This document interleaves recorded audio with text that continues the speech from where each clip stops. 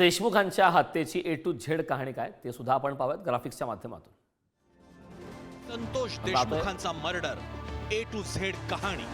बीड मधील मस्साजोग गावात Avaada energy private limited ही कंपनी तब्बल 350 कोटी रुपयांची गुंतवणूक करून वीज निर्मिती प्लांट उभारणार होती। वाल्मिक कराड आणि गँगनं अवादा कंपनीकडे 2 कोटींची खंडणी मागितली। 6 डिसेंबर 2024 रोजी वाल्मिक कराडच्या सांगण्यावरून सुदर्शन खुले, प्रतीक खुले, सुधीर सांगळे कंपनीच्या आवारात गेले। त्यांनी कर्मचाऱ्यांना दमदाटी, शिवीगाळ, धक्काबुक्की केली। कंपनी कर्मचाऱ्यांनी मस्साजोगचे सरपंच संतोष देशमुख यांना तिथं बोलावून घेतलं। कंपनी बंद करू नका, लोकांना रोजगार मिळू द्या, असं संतोष देशमुखांनी वाल्मिक कराडच्या लोकांना बजावलं। पोलिसांच्या मदतीनं सुदर्शन खुले, प्रतीक खुले आणि सुधीर सांगळेंना हाकलून दिलं। सरपंच तुला बघून घेतो, तुला जिवंत सोडणार नाही, अशी धमकी सुदर्शन खुलेनं दिली।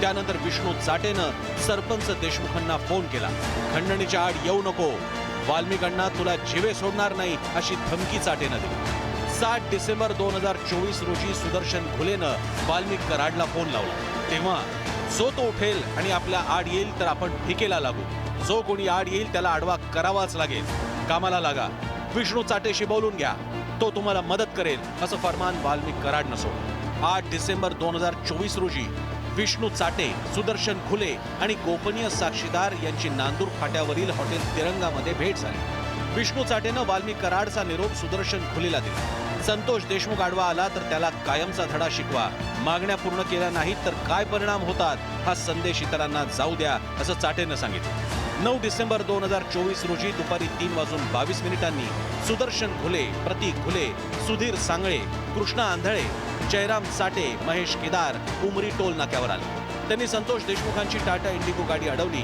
आणि त्यांचं अपहरण केलं। अपहरण करताना प्लास्टिक पाईप, लोखंडी rod, gas pipe, clutch wire आणि काठीचा वापर करण्यात आला। चिंचोली टाकळी शिव इथं नेऊन संतोष देशमुखांना अमानुष मारहाण करून क्रूरपणे खून करण्यात आला। संध्याकाळी 6:30 वाजता दैठणा फाटा इथं प्रेत फेकून आरोपींनी पलायन केलं।